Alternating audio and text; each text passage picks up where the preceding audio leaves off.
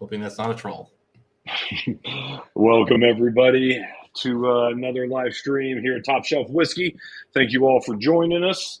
We are going to go over a few things this evening, not really focus on a specific distillery as we have in the past, but what we're going to do this time is kind of just talk about our 2022 year-end wrap-up as far as the whiskey reviews that we have done and we have brought to you guys. So we brought just about 100, I think 104 or 103 individual whiskey reviews and then some comparisons.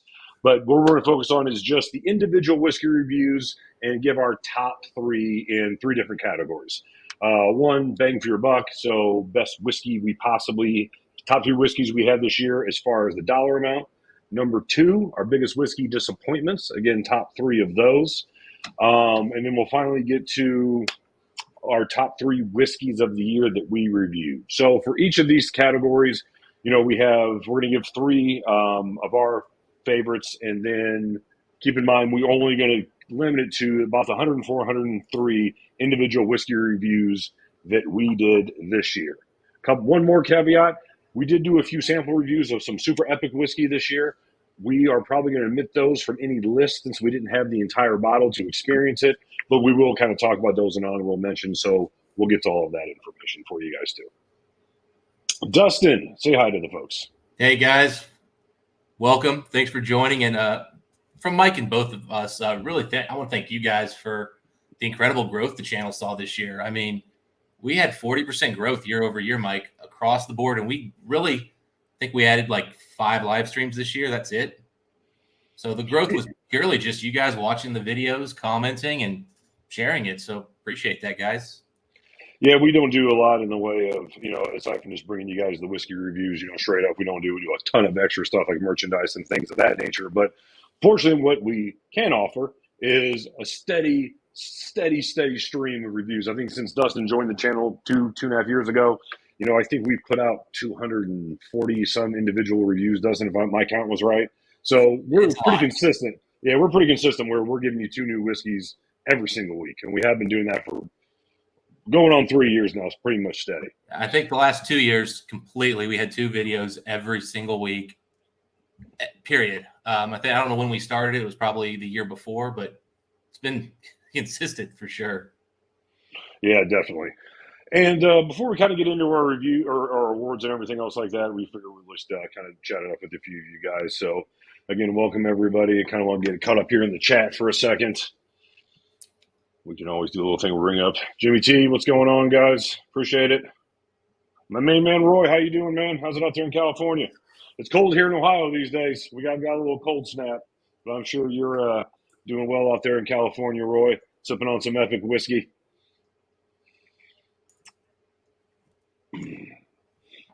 Hello from wherever you're from. Pay attention to the road, but if you're sitting there on the road, LA freeway, hopefully you got some hands-free device and you can at least listen to us instead of listening to people try to fight their way through overcrowded streets and traffic. Dustin, one of our favorite things, traffic. We talk about it all the time. I got rid of traffic. I just started this working from home thing, man. It's beautiful. I'm in sales. I still have to travel all the time, let me tell you. It gets a little tedious sometimes. Who else we got in here? 4 Leaf Whiskey, welcome. Great name. That's she is going to have a big factor in one of the whiskeys I've got on one of my lists. Yeah, and forgive me, everybody, if I come to a little bit echoey. I have to use my AirPods, but I have a little bit of distortion with my microphone. Still working through that. As all of you should know by now, I'm great with technology. I still can't believe you started a channel and actually managed to get this thing going for all that time, Mike. Woo. Tell you what, not the most mechanically inclined, but where there's a will, there's a way. All good, even in Brazil. Hey, Mark. You're in Brazil tonight? Wow, man. Oh, wow. Ever been to Brazil, Dustin? No, I've not been south of the equator. Yeah, man. I tell you what, one of my buddies tried to get us to go to that Carnival, that big thing, that event they have every year in Rio. I passed, but everyone who went said it was just an epic time. All right, so Dustin, as we kind of go through, say hi to everybody. Jason Fisk, Hillary, everybody, Peter White, welcome, Eric. Hey, wanted to get into what? Let's go with our first category, Dustin. We got four of them. Your pick, my friend. I just got to give a quick shout out to Mr. Whiskey Shits with the best name in the industry. Cheers, Adam. Oh. I guess I should have brought the one where he said cheers to us, but all right, Mike. You know what? Let's save best of for last, and let's just jump in. Let's give everybody our disappointments of the year. So if you want me to start, I'll give you just kind of honorable mentions. These are 3 bottles that didn't make my list, but I considered for the list, and I'll explain to you why. And I'm drinking one of them right now. And the first one is, and I didn't bring it over here, was that Craig Alecky 13-year Boss Armagnac. Now, you know, Okay. I was excited with the words Boss Armagnac, but it was just an okay whiskey. Next up was that Craig Alecky 10-year cask strength. After hearing how great batches 2 and 4 were, I was hoping we got a banger. Unfortunately, it seems like the newer batches have not quite lived up. And then the last one, which I originally had on my list, is this Velicor from Compass Box. This really ridiculously expensive whiskey that, while the best whiskey on this list, it was $400. That's a disappointment. Yeah, I was kind of disappointed with that whiskey too. I think in another whiskey review we made the comment that this is how Velicor should have tasted like and should have smelled like on another whiskey. If I'm not mistaken, one of the Diageo special releases from like 2014 or something. Yeah. Oh, yeah. So aside from that, I was disappointed with the Velicor too. That actually made my top 3 list. So again, we're only working with 104, reviews. It wasn't a terrible whiskey, but again, for what you paid for it, huge disappointment. And what I'd like to add to that, I'm sure everyone that's familiar with the channel knows this one, is the Kilkerran 8-year-old port. Man, for me, I'm not over the moon about Kilkerran in general, but I've enjoyed their whiskeys in the past, and I found a couple of them good, especially the ones with the heavy wine maturations. But man, that one just stood out. Are you jumping into your list, Mike, or are you just going over honorable mentions? Oh no, buddy, that's my list. I Okay. didn't bring honorable mentions. I said 3. I'm going to bring you 3, but that's going to be 2 of mine on my list. Is the Kilkerran 8. What do you got on your list? All right. Well, so for me, number 3 was that Lagavulin Jazz 2018 that claimed it had all of this sherry in it, and we tasted no sherry. Yeah, that's I can't really disagree with that one, man. That one was that was a huge disappointment of a whiskey, and it's not even close. Yeah. So number 2 for me was that Balvenie French Oak 16-year. Mm-hmm. And the thing is, it's not a bad whiskey. In fact, if you really like those white wine casks, it might be an epic whiskey. We've had a few people tell us they loved it. The problem for me was it proudly stated French oak, and it really had very little French oak profile. I was expecting, big, almost like a virgin oak kind of French oak. And then, buddy, Kilkerran 8. That might be the worst whiskey for my taste I've ever had. Nothing I liked. It was certainly a huge disappointment, as far as a whiskey we did this year. Let me add 2 more to that, Dustin, because I gave you my Kilkerran and you stole my Velicor, but I had a couple of backups. Okay. So if you will indulge me, now this one here wasn't an overall terrible whiskey, but it was disappointment for what it was, and that was the Long Row 21. And let me tell you why. I like the whiskey, but being that Long Row's kind of hit and miss, but I generally like the Long Rows for what you paid for it, for the hype of that Long Row 21. That was a whiskey I expected so much more from. And the last one I'm going to give you is another expensive whiskey, and that was the GlenDronach 27-year-old PX from 1993. I'm going to specifically tell you what I didn't like about that whiskey. It was too spicy. If you remember, that was the last one I think we got from Keith. He gave us like a 19, a 23, and a 27. That was my the 27 was your bottle. Okay, so forget it. So you 27 or 26? You said the 26. 27. 27-year-old PX. 26 is the one you said was too spicy. I'm sorry, then it was the 26. Both from 1993, though. Yeah. But those are the ones that stood out to me as bottles that were pretty good but were expensive, and I was expecting so much more from, just other than me saying Talisker 8-year-old, because I don't like Talisker 8-year-old in any of the incarnations of the original one. So those were ones that were whiskeys that we did that I had a much higher opinion of until I actually got to drinking the whiskey. And when I went back this year, as we've been talking about doing this video the last couple of weeks, I really kind of sat and did a few of our whiskey reviews and watched them again and thought, like, where did I really look disappointed with a whiskey? And I tell you what, all those whiskeys, maybe some of them were because my opinion of them or what I thought I was getting myself into was so high. But those are the ones when I look back, I was disappointed.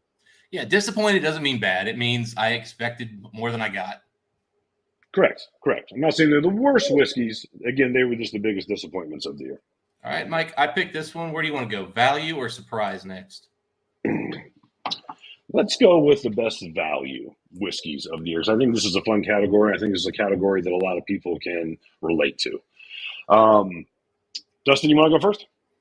Well, so let me give you my my honorable mentions that didn't make the list, and then you can give me yours, and then we'll go into our list. How's that sound? Okay. Give it to me, my friend. So we actually did a lot of stuff I consider pretty high value this year. I try to keep anything I call value under 200, and really I tried to stay under 150, but you know how it goes. For me, almost made the list. I am shocked it didn't. Was that Lagavulin 12-year 2021? That thing was a stunner.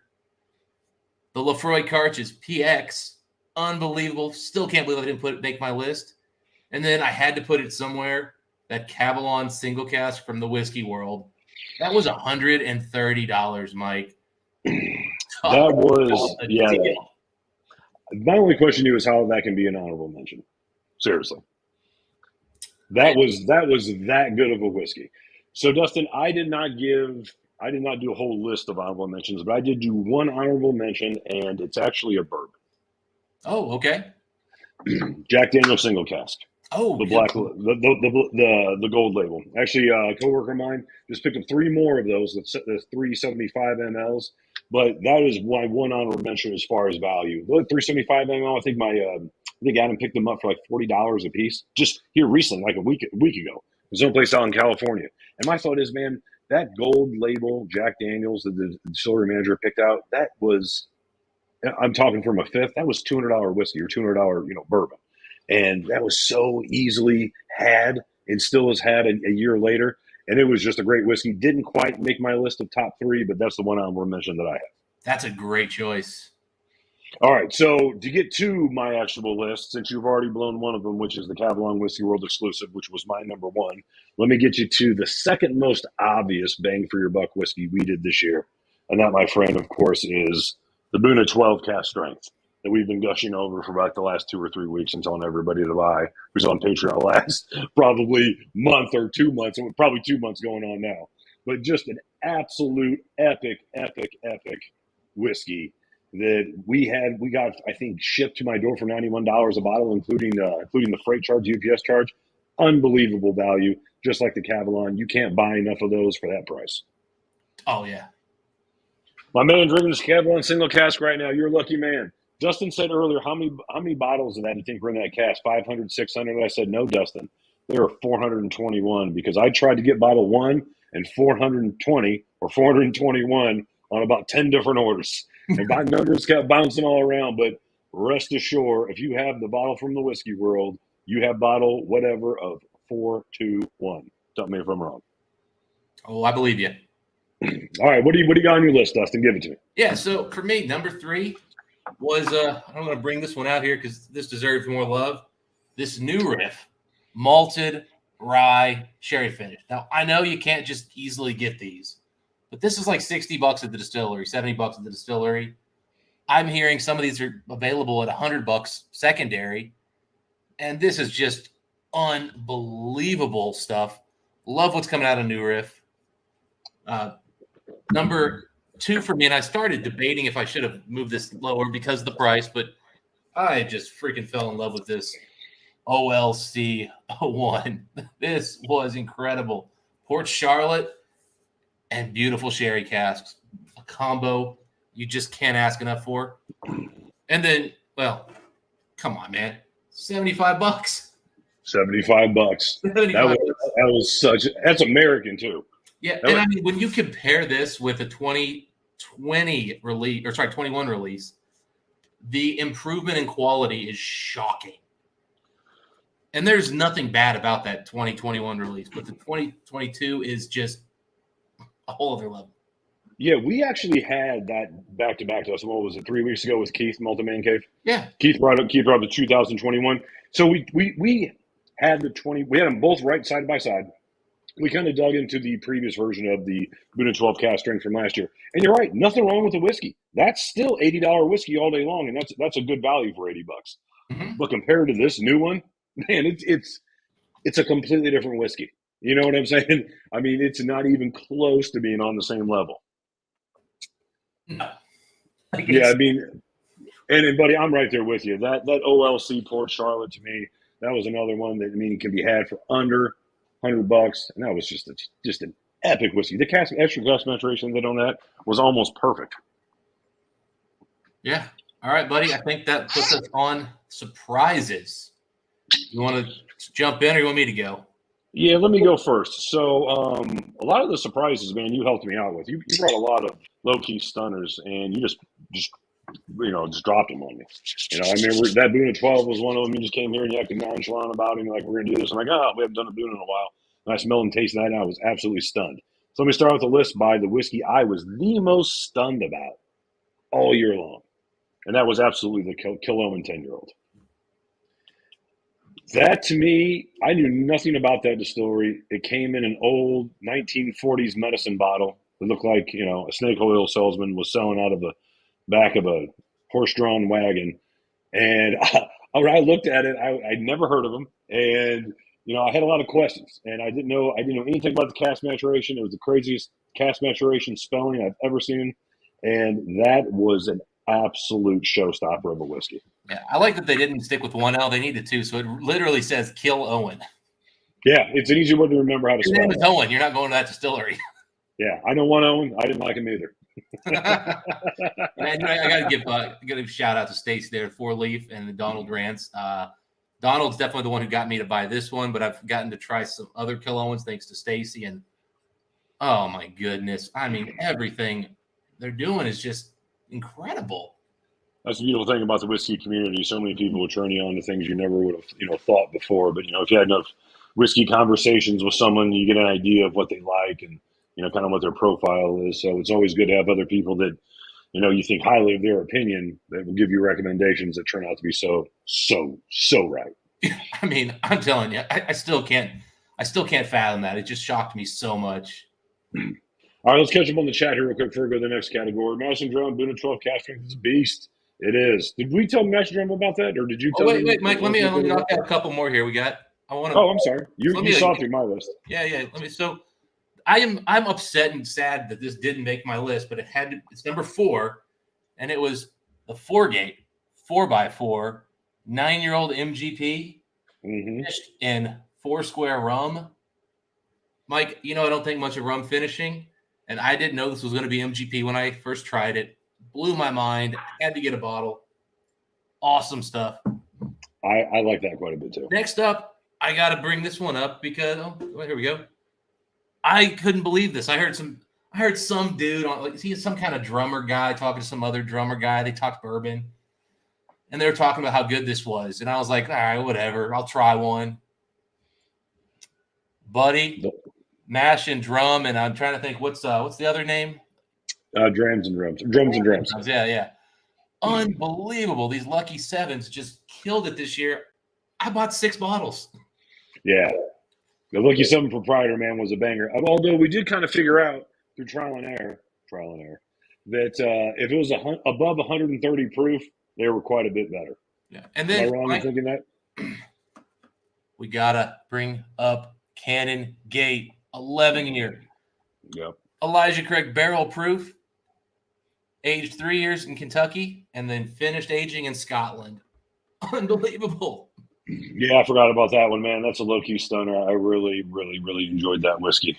Too expensive to make the value list, but what a surprise. Yeah, that was something. What was that, around $180 roughly? 180, 190 plus shipping, but man. I tell you what. On that bottle there, that was, again, another one of those bottles you just sprung on me. I didn't know anything about. I think the start of that whiskey review, I was like, Dustin, what are we drinking? And man, that thing from the first nosing was an absolute stunner. Yeah. Oh, yeah. All right, Dustin. Okay, so we're done within your list. That's my Let's list. catch And up. they're still ready for best of, Mike. All right, we'll get there, buddy. Let's say hi to everybody. Dan, just a bunch of talking, buddy. Just a bunch of talking. This year's best buys, biggest disappointments. We're getting to the best whiskeys that we reviewed this year. So we just kept it to what we've done on the Whiskey channel, about 103, 104 different videos. What are we talking about here, Matt? First generation is better. You guys really prefer the heavy sherry over the solo bourbon? It depends what it is. You know what I mean?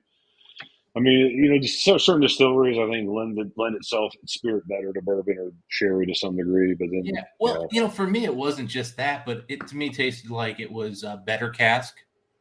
And then I think it just tasted like it was more mature, older whiskey.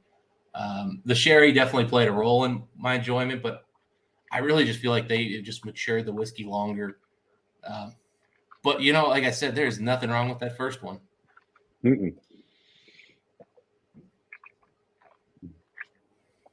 I wouldn't have guessed it. You know, if Dustin would have gave me that blind, I would have had a hard time distinguishing what type of whiskey that was. Irish whiskey. I don't know if that would have been the first thing that came to mind to me, Dustin. How about you?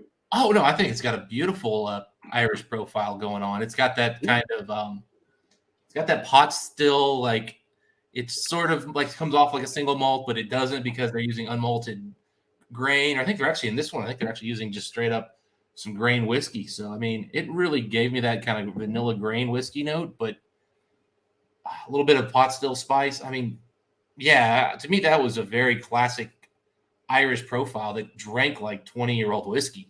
I don't know how they did that with young stuff. We got a Catalan question, Dustin. Ooh.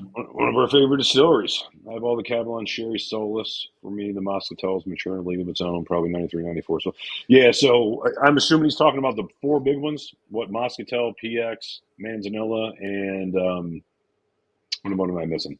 Just this. Well, I mean, there's the standard. Oh No, no. no, no. The four, it's Montiato. Montiato. Yes, Amontillado.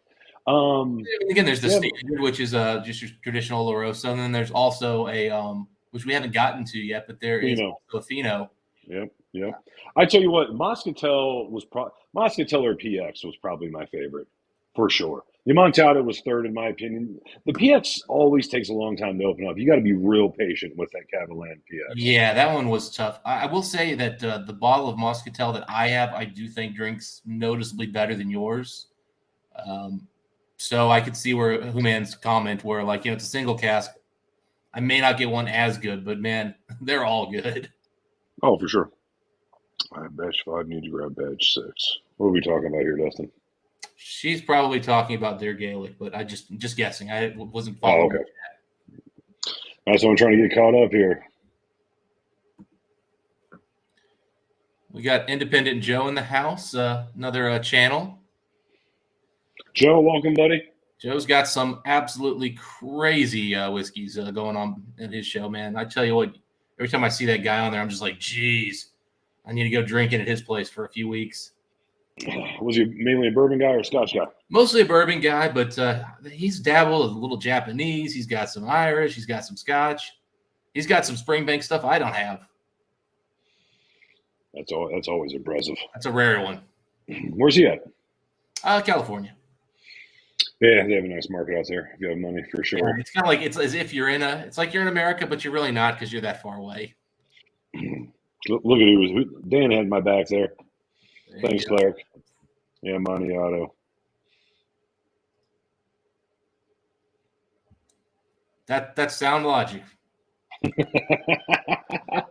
Yeah, the Vino Barrique, man. I forgot to bring that up. Casey, I don't know, Peter, if you know Casey in Montreal, Casey Goldberg, you probably do. He's big in the whiskey community. He sent me the actual bottle that was like the award-winning, I think, 2015 Vino Barrique. Man, that thing was just pure white chocolate. I've had a few Vino Barriques, man. They do vary to some degree. Oh. All right, we got a question here, Dustin. Before we get into the last category, what was your? I will have a bourbon on my list. of the top 3 whiskeys that we did this year. It'll be my honorable mention, but there will be a bourbon in the honorable mention. Yeah, for sure. All right, Dustin, let's get to our top 3 whiskeys of the year. But first, I have an honorable mention or two. I assume you do as well. Absolutely. Go first, my friend. Well, I'll get right on to Whiskey A, our Canadian friend. And obviously didn't come out this year. This is best whiskeys that we reviewed this year. Correct. And it's the Chateau de la Baude, the original one. Yeah, that thing was so good. It's just cast strength 12-year MGP. I mean, dude, it's incredible. Another 18 months of aging in those Armagnac casks. And I mean, geez. That was an absolute stunner bourbon. We had a friend, a subscriber from Indiana, come by the house that day, and I had all my whiskeys out, and I of course offered him a drink of anything he wanted, and he was like, "Man, if there's one thing I'd really like," and I had my entire collection of whiskey. Plus, we had 2 other guys over here with some great whiskeys, and he said Chateau de la Baude. Never seen that before. Right to that one, I was like, man, that wasn't where I would go with it, but hey, each their own. Well, and we also tried that Sherry Bomb from Bardstown this year, which was another one that just jumped out. But Bardstown's doing good stuff, man. It is. All right, so Dustin, I have 2 honorable mentions before we get into my top 3. So we might as well call this my top 5. But you said top 3. I tried to stick to it. But when we're talking about best whiskeys that we reviewed this year, that was hard for me, man. So I'm going to give you 2 honorable mentions that did not make my top 3, just to let everyone know what we're playing with here. So my first honorable mention, or number 5, is going to be Springbank 25-year-old 2001 that we reviewed right at the beginning of this year. Absolutely. I think I got probably 92 or 93, absolute banger of a whiskey. Didn't make my top 3 because, probably ABV. But, if anybody's had a chance to try Springbank 25, you know how good of a whiskey that is, especially 2021. And then my second honorable mention before we get into my top 3 is Lagavulin 21 from 1991. Now, with that's hard for me to not put one of the best 5 Lagavulin. Bring that Ohio State bottle back up. Bring that Buckeye bottle back up. There we go. Scarlet and Gray. God, that was such a good whiskey. Gotten low, man. Gotten low. Yeah, denting that thing. Giving away a lot of samples of this on the channel, so. Yeah, a couple for sure. Yeah, those are. Peter White seems to win a sample every time we do a whiskey review. Him or Dan. But okay, so Lagavulin 21 from 1991, the 21-year-old. I think it was bottled in 2012. Sherry, forecast, 227.72 bottles. I think I gave that a 92 or a 93, but that just didn't quite make my top 3 whiskeys of the year. Dustin, do you have any other honorable mentions? Yeah, well, that Lagavulin probably needed to be mentioned, and so did that 19-year-old that we just reviewed. But for me, I had to include that Cadenhead 34-year-old Kalila. Yeah, that was another good one. And then I don't know how I keep leaving it off my list, but for some reason I did, and it's the Cavalon Whiskey World Single Cask. That, again, it's just missing it because for me the top 3 were just 3 unbelievable bangers. That's what we're going to do, Dustin. We're going to go 3-1, 1-1. So I'm going to give my third best whiskey. You're going to give your third. We're going to go back and forth. All right. So what we're on now is what is our third best whiskey that we reviewed this year. For me, Dustin, going back to Islay for number 3. Big, heavily sherried whiskey, cast strength from one of my favorite distilleries. Young whiskey, relatively speaking, for this list. Only 16 years old. But the Lefroy Signatory 16-year-old, 1998. 59.9%. Overdone sherry cask maturation. Dirty, earthy, tobacco. It mixed a little kiss of Lagavulin with Lefroy. And I'd have never guessed it was under 20 years old. Just an absolute stunner of a whiskey. You remember that one? Yes, and that's why it's my number 3 as well.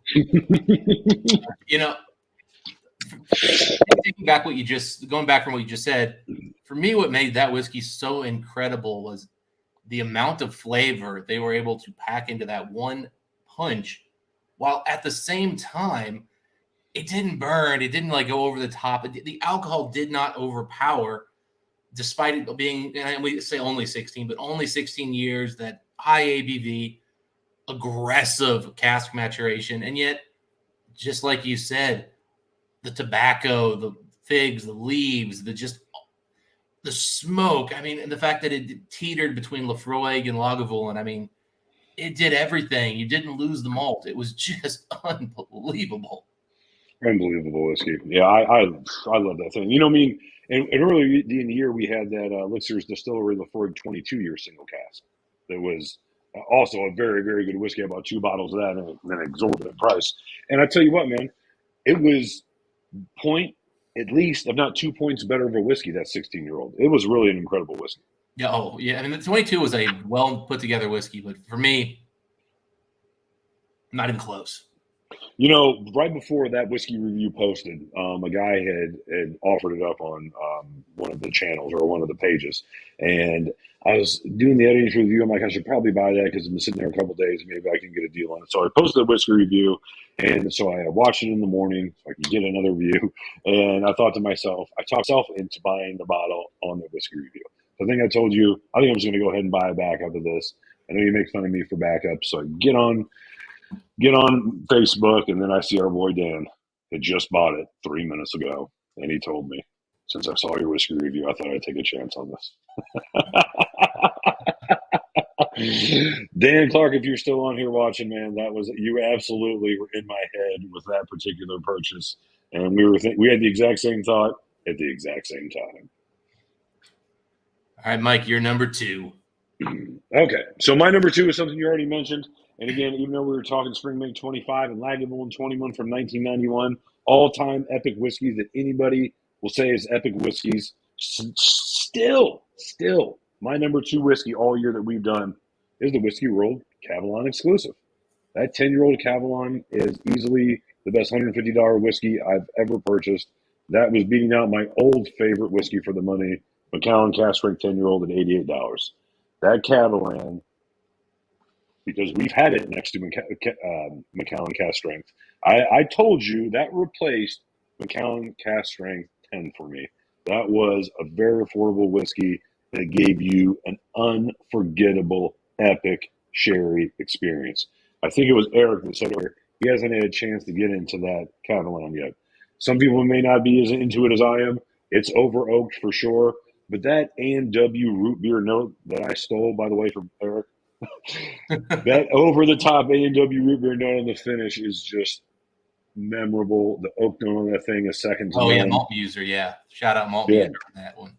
That was a great ending to that whiskey. And you know, that's a polarizing whiskey. Not everyone loved that, and I'm sure other people would have liked, you know, maybe the Laphroaig 16 better, the Laphroaig 22, or Lagavulin 21, or Springbank 25. I'm just talking for me personally. That whiskey is a whiskey that I never want to be without. For me, Mike, number 2, it has to be this bad boy right here. This is the 2021 Springbank 25. And I always tell you, the one criticism I always come back to on the Springbank 25 or the 21 or the 18s is going to come down to mouthfeel. And this one right here, I have put it up against cask strength whiskey, and I thought it had as good or better a mouthfeel. Every time I've, taken it, side by side with crazy whiskeys, I still every time pick that one. It's just, it hit everything right for me. And that's why it is the most expensive bottle by far I have ever bought a backup of. Always do as many backups of those as you possibly can. 16-year signature Laphroaig, was that out in 2022? No, that was 2015. Yeah. So it's not a new bottle. It was an old 2015 bottle. It's a 1998 vintage, and it was only 16 years old. So that is not the easiest bottle to find anymore. It was, I'm going to say that was around 400 bottles, Dustin. I can't remember anymore. It was a small one, and yes, Glenn, it is a top shelf flex list to a degree. You are absolutely correct. Hey man, we did 103, 104 whiskey reviews. This is what it is. Yeah, I don't like doing the list where you list a bunch of whiskeys you didn't review in the year. I know some channels do it because you can only get to so many whiskeys, but it's always tough. And then I guess if we did more lives, maybe we could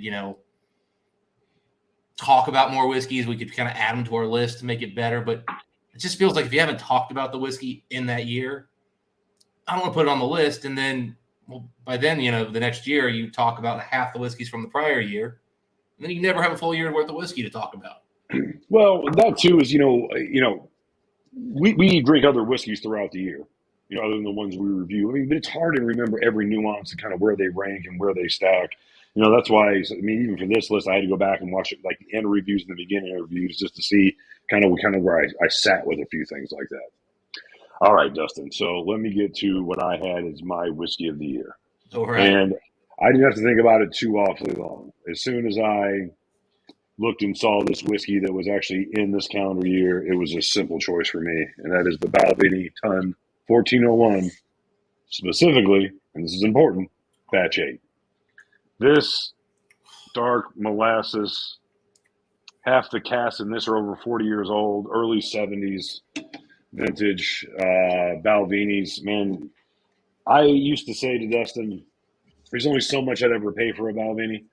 30-year-old or 40-year-old Balvenie, I just wouldn't pay, $4,000 for a 40-year-old Balvenie. There's just not enough interesting going on to pay that amount of money for it. But these tons, the 1401s, we've had Batch 9, Batch 8. I've also heard Batch 3 and Batch 5 are pretty legendary as well. Whatever it is I'd pay for Balvenies, it's for these. And I paid well over $1,000 for this thing. And I tell you what, this is probably the most dense, rich sherry experience I've ever had.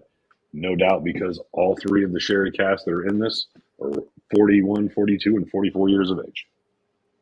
You didn't pay close to that. I paid the equivalent of $1,600. You did.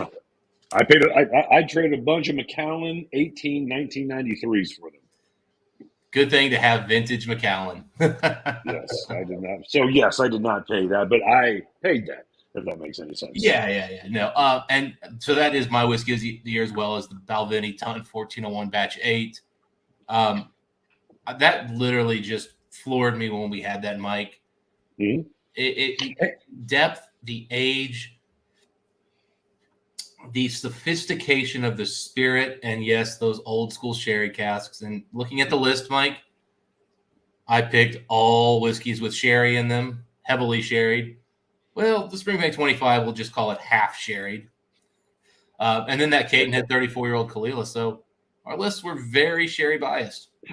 Yeah, again, even in my honorable mentions, that Springbank 25 and the Lagavulin 21, those are heavily sherried whiskeys. Those are whiskeys that, but then again, yes, they're sherried whiskeys, but they're also some from our favorite distilleries, Springbank, Lagavulin, Balvenie. These are Lefroy, Catalan. You know what I'm saying? These are not whiskey distilleries that just came out of nowhere. They just happen to be, sherry cask, matured version of it. Yeah, all right. It does show a bias of what we enjoy. For sure. Yeah, we were hitting all of our favorite distilleries. We're hitting Catalan, we're hitting Lefroy, we're hitting Lagavulin, we're hitting Balvenie, Springbank. But yeah, I'm right with you, Eric, man. I'd like to, if that's something I've had recently. Because, I will fall out of love with whiskeys. Dustin and I have talked about this before. There are whiskeys that I used to really enjoy that I don't care if I ever drink again. Highland Park 18, that's one of those whiskeys. I loved that whiskey for 5 or 6 years. That was on my bar all the time, go-to whiskey. Always had a bottle open. One day, this became too thin for me.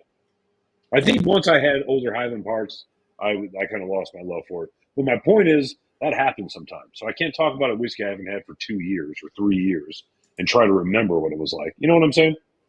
Oh, yeah. And like I said, it's tough to bring in a lot of whiskeys you haven't sat down with, because I truly believe the 20, 30 minutes we spend with these whiskeys sometimes, or we kind of really go through our review together, that sometimes is really kind of when I make up my mind on certain whiskeys. Like, I'll have a pretty good idea, but we spend a lot of time, you edit those videos down, you cut them down to 10 minutes sometimes.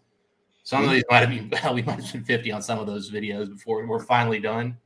Oh, yeah. So it really does make a difference. And by the way, Ben, cheers, buddy. But you know what, Mike, we do have the most important question of the night for you. And I think this is really why everybody came. Never, bro. Never. Until the end, there is no end. No, I probably, when I first started the Whiskey Review channel, I was doing kickboxing 3 days a week and working out 3 days a week. And I was also a vegetarian for about 18 to 20 months roughly. So right when I first started this Whiskey Review channel, I was the lowest body fat I was ever in my life, just under 10%. That's with the pincher gauges. And once I started like introducing it back into my diet and working out a little different, had a little bit more energy and a few things like that, I'm pretty much reverted back to the size I've been the majority of my life. But no, working out is my therapy. I'm in sales, so I work out almost every day after work because if not, I would bitch and complain to somebody. And I don't have a bitch and complain to. My girl ain't going to listen to me. So I go to the gym every day, and I come home in a much better mood. And, And then you talk whiskey because, again, your girl's never going to listen to you talk whiskey, so you had to create a channel, right? Never listen to me talk whiskey. Never listen to me at all. But again, the point is, I will say, like when I started doing the whiskey channel, I was about as lean as I've been since I was in high school before that. So I couldn't keep that up forever. I need my calories. I couldn't eat salads every day. So I had a year and a half of salads every day. But yeah, Ben, we did finish up going over our whiskeys of the year, but no, we didn't do a giveaway for this one. We'll do it next time. Yeah, definitely. We'll get some cool whiskeys together and do a giveaway. Yeah, we thought that's always fun. Focus today on kind of whiskey of the year. We thought about doing like a pre-recorded show, and then bring up all the bottles that we need to talk about and put it together, or it's just a lot of work. Yeah, I mean, you guys get the gist of it. You can watch individual whiskey reviews. I like to bring out a few bottles just to people to take a look at. But overall, I like to give away whiskeys. Everyone that we're giving a sample to has pretty much reached out to me after they've gotten the sample, and we're very, very happy they were able to try it. Whether it was Lafroig 18 or Springbank 25, regardless of what it was, everyone seems to have really appreciated the samples, and we like sharing whiskey. A lot of times we'll get in the whiskey comments that like, oh, that sounds like a great whiskey. I'll never be able to try that whiskey. And I try to. It always makes me feel good when I can, let somebody try something that maybe they would have never been able to get their hands on. I used to do that to Food Quick all the time. I sent Food Quick samples 3 or 4 times, and then during COVID, it got real, real dicey shipping to Canada, anything. So I need to send in more stuff. He really good knows. If you guys ever check out his channel. Oh yeah, man! If you haven't checked out Food Quick's channel, guys, that is interesting. One thing you really got to check out at some point, Mike, if you haven't, is he has a taxi vlog channel that goes back like 15 years. You'll see Quig with a dark beard, 80% of his hair, and it's black. That's the one thing about being a whiskey reviewer. It's just pretty much a documentary of hair loss for me. But that's fine. What's up, DJ? How you doing, brother? Glad you could make it. DJ's another guy who gets a few samples here and again. Buddy, I had that handy this week of those samples you sent me, so thank you. Oh yeah, I've got to get on that. I have like 6 or 8 sample reviews, which includes most of what DJ sent us, not all of it. And I need to get those like 2 minutes of editing, and need to get on our Patreon and drop them through our Patreon so they can watch those. Yeah, do you guys like sample reviews? We usually don't do a ton of them, but I did get we got a great Lagavulin 121 earlier this year, and that thing was just spectacular. So we were definitely going to review that. But I also got a Lagavulin 12-year-old from like the early 1980s, a White Horse one. So I think I was going to get my thoughts on that on camera. Yeah, I mean, we're definitely going to try it. I know I plan to do as many as I can for like the Patreon. I just have. It's really about transferring the file, doing the editing. I just haven't gotten around to it. I've had other stuff going on, but I'm definitely going to eventually get those out. But yeah. Mark Food Quick did a couple things. He did a food review. I knew he did a food review channel. That's why it was Food Quick started off as a food review. Exactly. He's got 2 other channels, and I think one is like, I don't know, a bunch of his videos got lost or something, or his channel got taken down, so he put up a new one. All I know is there is like 2 channels that have just a crazy amount of Food Quick taxi reviews, and much like his whiskey reviews, they started off a little more pithy in the early days, and now they just never stop. Separated twins. You guys, the movie version of Twins, Schwarzenegger and Oh DeVito. my God, with DeVito. Oh The, god. the, the difference is Eric did the sensible, sane thing, and he bought a razor to shave his head. And Foodquig is just kind of letting it be there. Fuku always looks like a Canadian should look like, rugged. You know that guy's got 3 or 4 extremely insulating coats, hats. Yeah, DJ, I have notes written on the Cowboy, but I have not actually filmed that one. I still have an ounce of that ready to go. So yeah, DJ, I haven't gotten that one either, buddy. That Cowboy bourbon, but we'll get to it. Yeah, We'll get to it. I really do want to review that one. I will tell you this, and this will be. I wish I'd saved more of it, but I had a technical difficulty with that. The Aaron Paulo Cordata or whatever it is, Paulo Cordata. Eric Wade, I'm sure, is just rolling over, laughing at my enunciation of that one, but I could not get that freaking review right, and I ended up with like less than this much whiskey in my glass at the end. That was the end of the sample, trying to get the review to actually like stay on my phone and not blow up. So I was a little saucy by the end of that review. Yeah, we get that way sometimes. As a matter of fact, on one of our reviews we put out here recently, someone asked us if we put it like on fast forward, like 1.22 or like 120% speed or something. And I was like, I went back and looked at it. I wouldn't know how to speed it up anyway. I went back and looked at it. I'm like, nah, man, that's stone sober just after we had espressos. Like we were absolutely rolling fast, boy.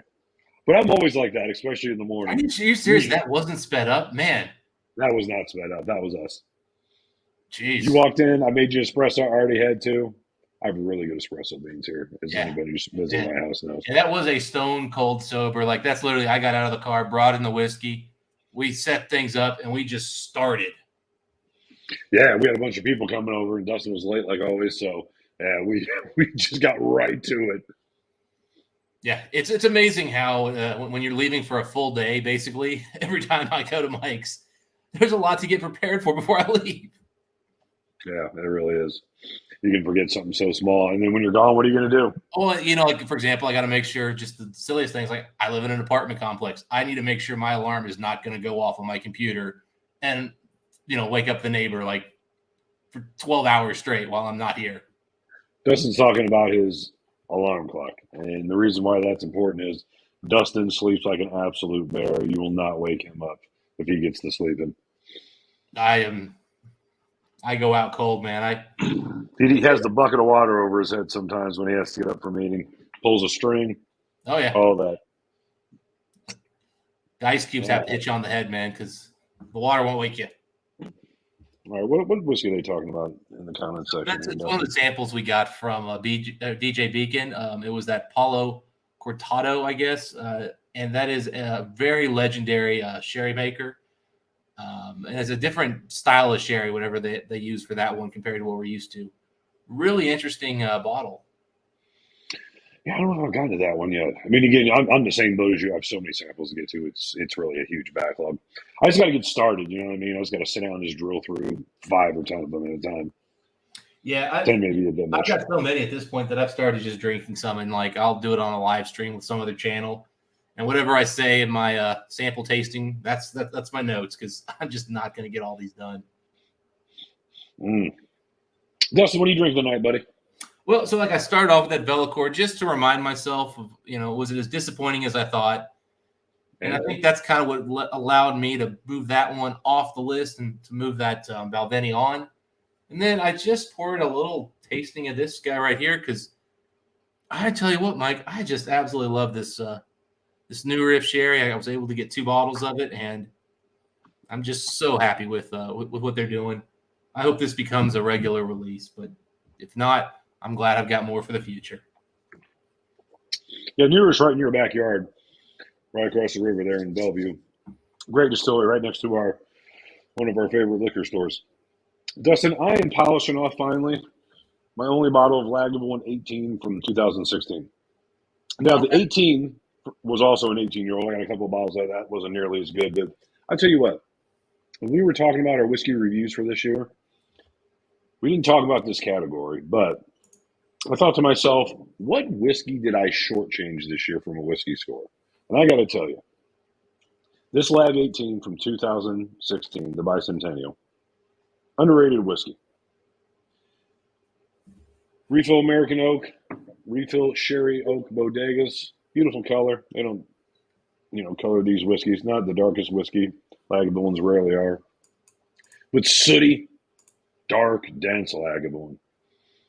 Love Yeah, these well, Lagavulin. you can't go wrong with. I remember that one having the bodega casks. And yeah, I mean that is a good whiskey. I don't remember the scores. For me, Mike, it was the 2021 Springbank 15. I just kind of go into those just thinking about how much Springbank 15 historically has disappointed me. But that 20, What, the 15-year-old? Yeah, the 15, it's always been one that I found disappointing. Yeah, that's your least favorite. And they're usually thin, and that one is. And I don't like the oaky sherry notes as much as other people do.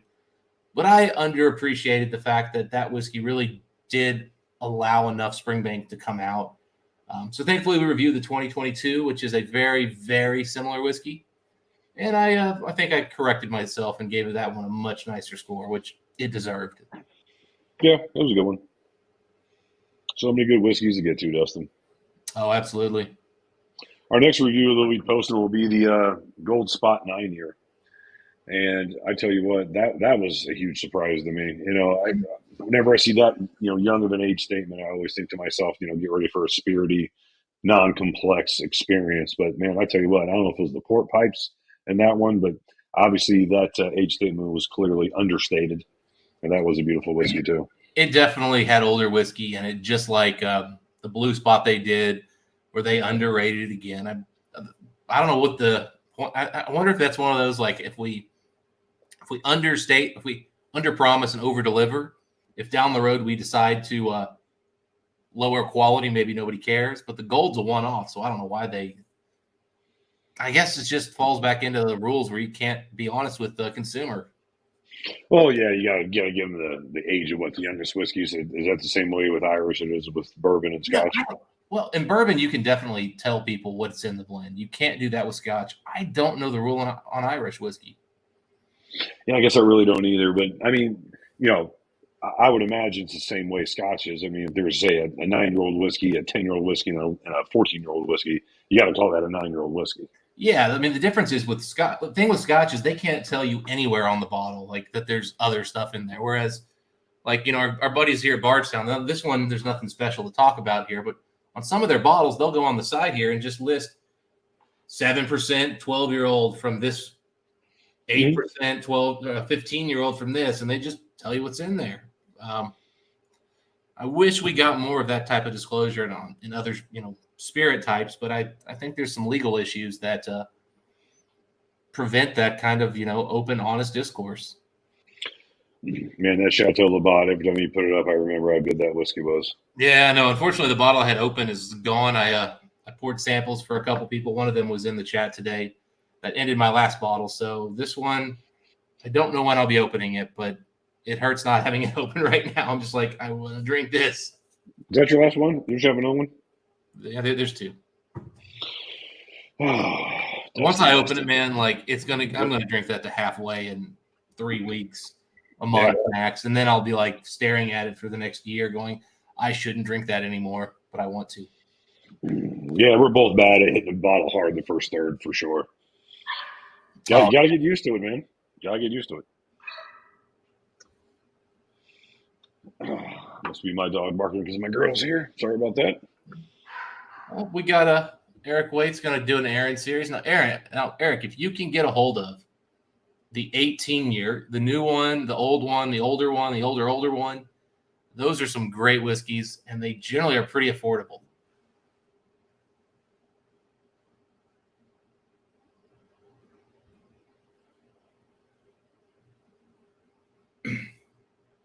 And yes, Mark, that was famous for the 2015 Flaming Heart, one of my all-time favorite whiskeys. They fully disclosed to everybody.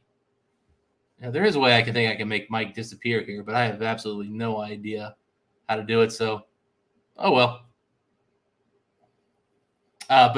So they went through and did their whole thing. They got in all kinds of trouble for doing that. So Compass Box then promptly responded by releasing the 3-year-old deluxe, a $300 3-year-old whiskey as their prompt. Go to hell. So big fan of Compass Box sending the middle finger. And yes, Eric Waite, good correction there. The Scotch Whiskey Association, not the Scotch Whiskey. Soldiers. I think he's thinking about SMWS. That could be it too. Which the independent bottlers. Yeah, that first edition Chateau Labatt was special. There's no doubt about it. The second one wasn't even the same thing. It was crazy. Yeah. Any word on the 2013? I haven't heard anything, Dustin. Have you? I usually will get an email. I'm on a few mailing lists, and I follow Face Shield, like on Facebook, and a few things like that. Yeah, you might have to send a note to Mario, see if he's got any inside scoops. But no, I haven't heard anything. Yeah, no, I mean, we'll obviously look into it extensively. If there's something we think looks like a good whiskey or we just think it's interesting, we'll definitely buy it. But what's the alternative, Peter? What's the alternative? Alternatives just saw through bottles, Peter. Then you don't have any. Or never open them. Yeah, or never open. What you got to do is you got to get bottles, saw through them, and keep buying bottles. That way you can never actually get to the end of the first ones. That's at least what I try to do. Yeah, Mike just buys 6 of everything. Yeah, well, if it's good anyway. Not Taos Great, not Kilcarinate. Really, I'm staying away from 8-year-old age statements. It almost never works out for me. Now, weren't you going to buy the Lagavulin 8-year? The 7-year, you mean? What was it, 7? Was it 7? Okay. Yeah, the Jazz for everyone else, as I like to call it. There was a Jazz, and they were like, here's our normal Jazz. That was the 14. They're like, here's the Jazz if you can't make it here. I'm like, well, I can't ever make it here, but I get the normal Jazzes. But they wanted to make it like more affordable for everyone or something. So then they just made it only 7 years old. Well, yeah, it wasn't like it was exclusively sold through one online retailer or something officially. Correct. Yeah. Yeah, and the guy I normally get Lagavulins from said I won't ship you Lagavulins anymore. It's been a fun year. Yeah, I was disappointed because I actually had a special edition Lagavulin I really wanted to add a bottle of to my collection, and I got an instant message back from them saying, "I'm sorry, but Ohio is no longer on our shipping list." Yeah, like the years I bought all these bottles from you mean nothing. Yeah, I got no response. And I messaged her back and I said, "Hey, I mean, is this for good?" And they're like, "We're working on it. We hope in 2023." But I think Whiskey Exchange had that policy for 3 years before they finally brought it. Master Malt did. Master Malt, I think, still 5-6 years later says we're working on a solution, America. Like, working on any solution, they just put that up there, which is fine. It happens. All right, Justin, we're coming up on an hour, my friend. This was just to wrap up the year of 2022 as far as our reviews and, tell you guys what we thought our best whiskeys were. Of course, you guys are welcome to your own opinion to tell us what you thought our favorite whiskeys were during the year. Assuming you guys had a chance to try most of them. Was that 7-year-olds not affordable? No, it wasn't affordable. I mean, it was still $130, $150. I seen them on other websites for $200. I was going to say, it's at least the same price as the 12-year-old cast strength, although after what they did to this year's 12-year-old cast strength, maybe you need to buy the 7 instead. Yeah, who knows? Yeah, they're all over the place. Remember, different people are picking the cast at Lagavulin these days.